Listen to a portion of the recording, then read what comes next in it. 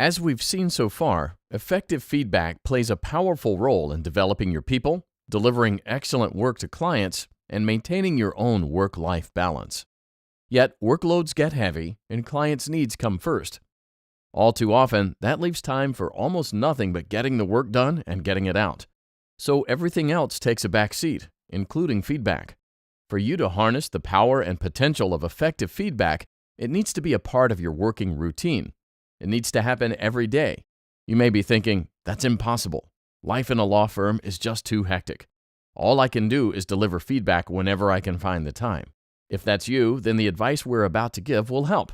And if that's not you, congratulations. That may be because you've already started implementing this lesson's 6 tips to make feedback a habit.